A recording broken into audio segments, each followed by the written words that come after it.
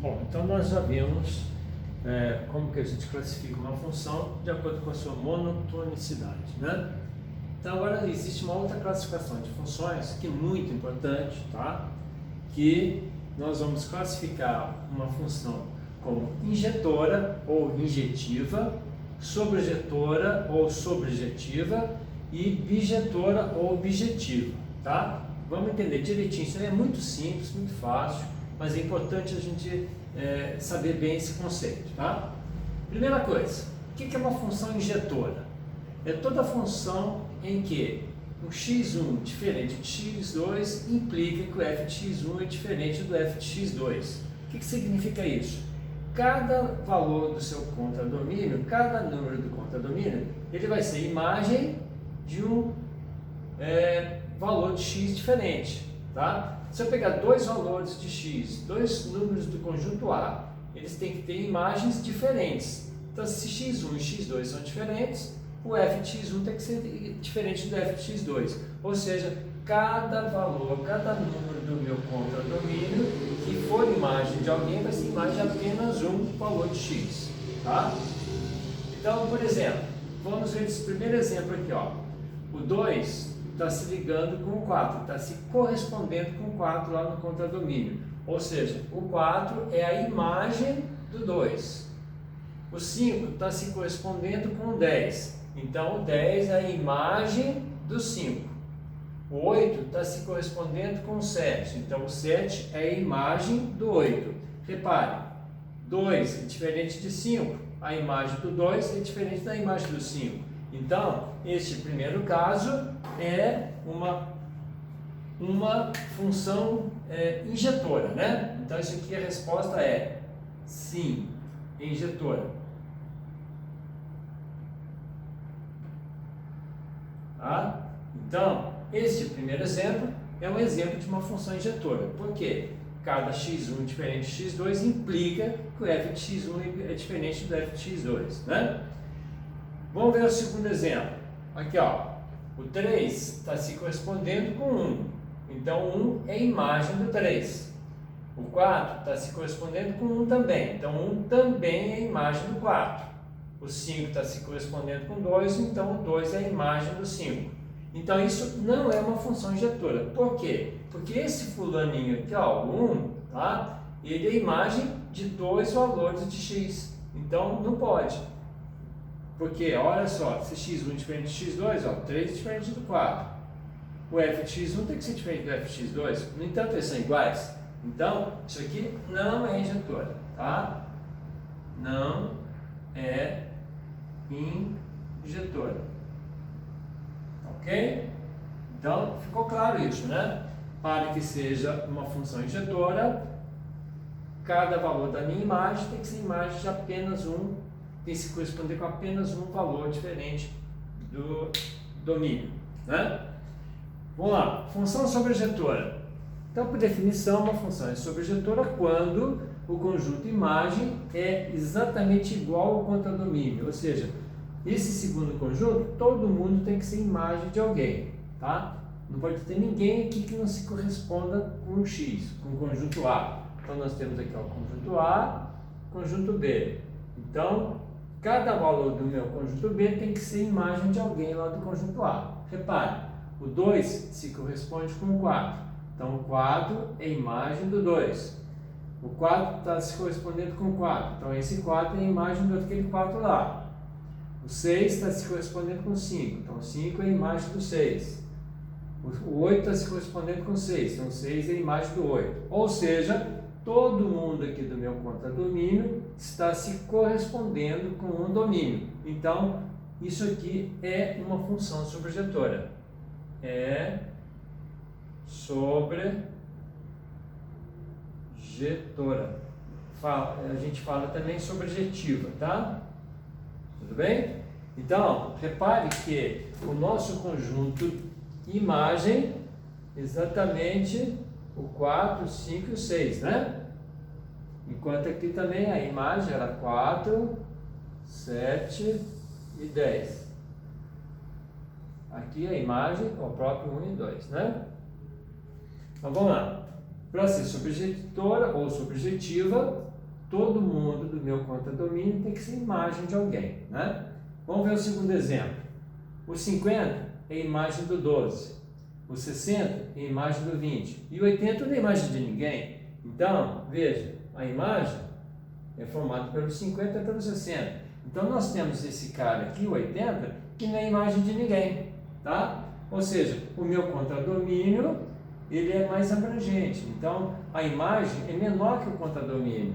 Então, isto não é uma função sobrejetora.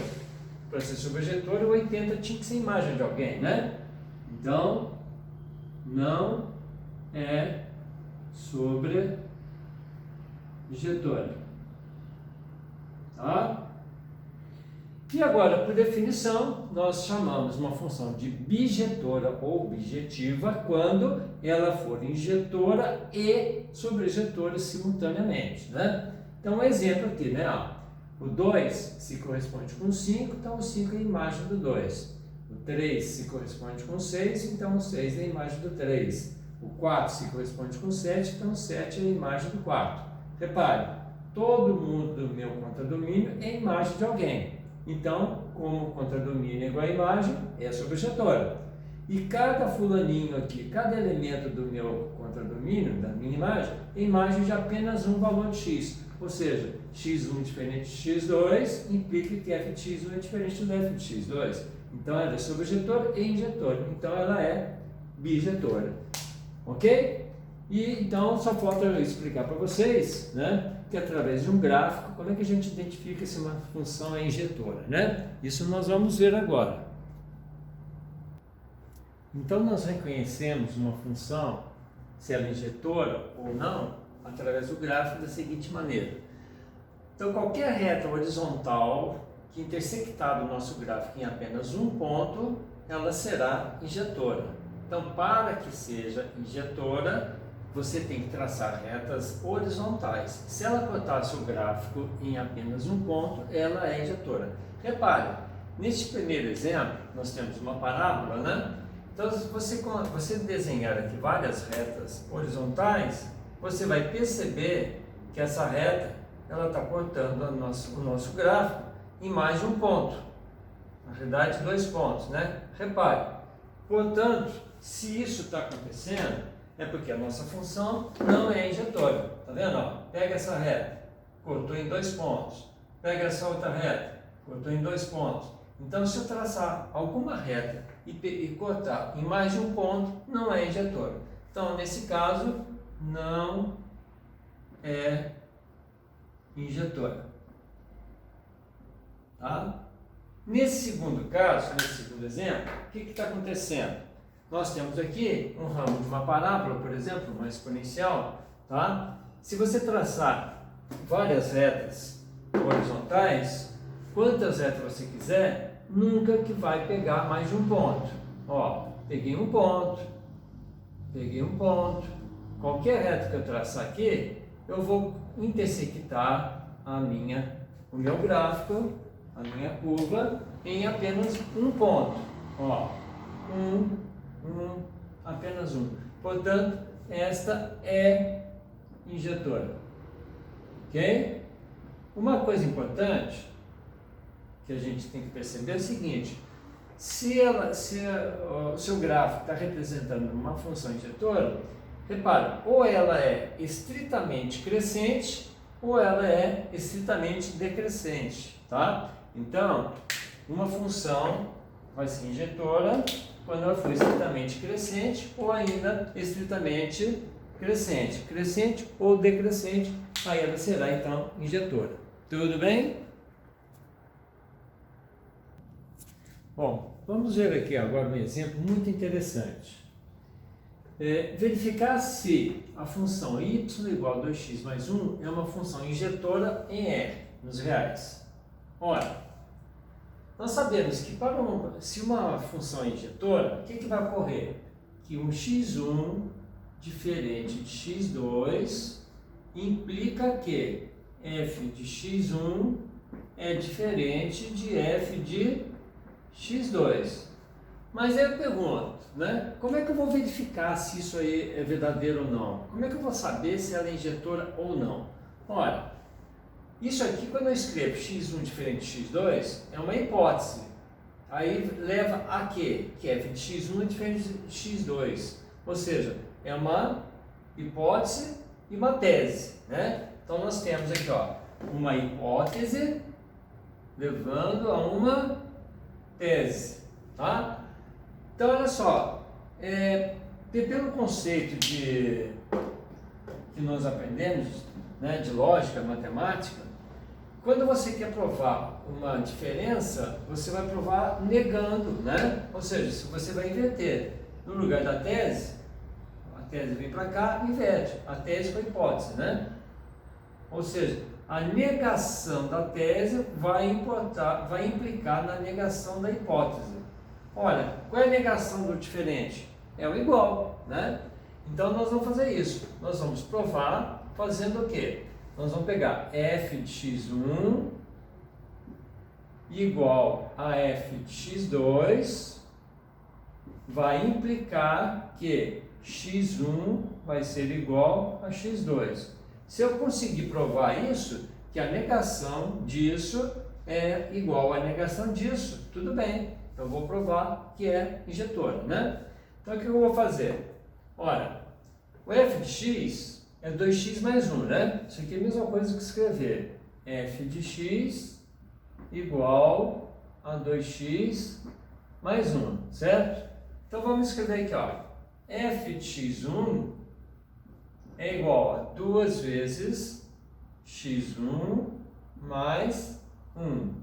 O f de x2 é igual a 2 vezes x2 mais 2, né? Então o que acontece? Nós vamos escrever o seguinte, vamos igualar, né? 2x1 mais 1 igual a 2x2 mais 1. Como é que eu resolvo isso? Vou isolar o 2x1. 2x1 igual a 2x2 mais 1, passa esse 1 para lá subtraindo, né? Só que 1 com 1 vai cortar. E vai sobrar 2x2 igual a 2x1 igual a 2x2, né? Ok? Bom, simplificando, todo mundo por 2, o que eu vou chegar? Eu vou chegar que x1 igual a x2. Então tá aí. Eu provei que a função é injetora. De que maneira? Olha, veja bem, uma diferença, né? x1 diferente de x2, implicando f de x1 diferente de f de x2, eu vou provar fazendo a negação, né? Então a hipótese leva à tese. Então, se eu faço a negação da tese, vai implicar a negação da hipótese, né? Então eu faço o caminho contrário fazendo igual. Então vou fazer f de x1 igual a f de x2. Tá? Se isso aqui implicar em x1 igual a x2, eu estou provando que a minha função é injetora. Foi o que aconteceu aqui neste caso. Ok? Então este é um exemplo muito bacana.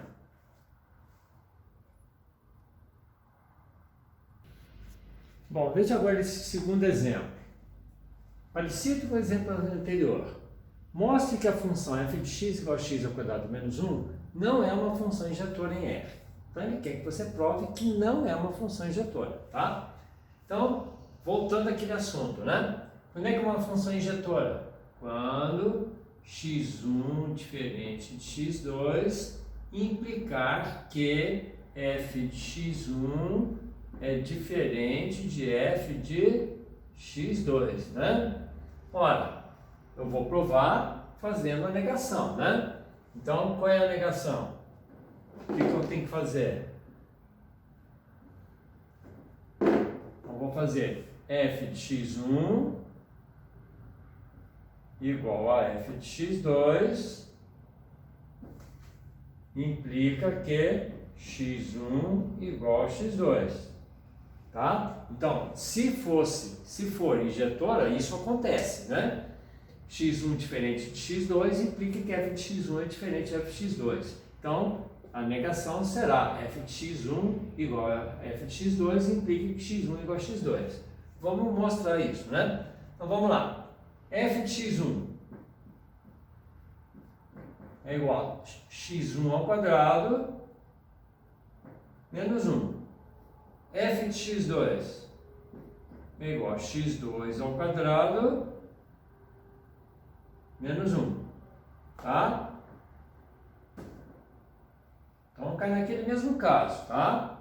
Nós vamos agora então igualar.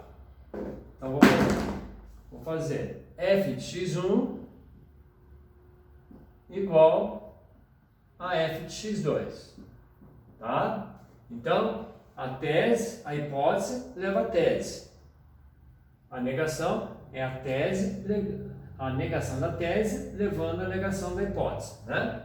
Então vamos lá. F de x1 ao quadrado menos 1 igual a f de x2 ao quadrado menos 1.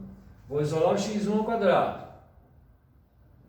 x1 ao quadrado é igual a x2 ao quadrado menos 1 que já estava lá e aquele 1 que estava subtraindo passa somando. Ou seja, x1 ao quadrado igual a x2 ao quadrado. E agora, o que a gente faz? Se x1 ao quadrado é igual a x2 ao quadrado, eu posso dizer que x1 é igual a x2? Sim ou não? Não. Essa passagem é errada. Isso aqui não vale. Essa passagem que eu fiz aqui, tá? É para mostrar para vocês que isso não é válido. Isso está errado. Por quê? Porque eu vou levar ao quadrado. Quer ver um exemplo? Por exemplo, menos 3 ao quadrado é 9. E 3 positivo ao quadrado também é 9. Então, eu posso ter o seguinte caso aqui, ó. Posso ter o seguinte caso. Menos 3 ao quadrado é igual a mais 3 ao quadrado. Aí essa equação fica verdadeira, né? Ó. Por quê? Menos 3 ao quadrado vai dar 9. 3 ao quadrado vai dar 9 também. 9 é igual a 9. Porém, isto não implica que menos 3 seja igual a 3. Então, tá furado, né? Está provado que isso não é verdadeiro. Se isso não é verdadeiro, a nossa função não é injetora. Portanto, não é injetora. Injetora.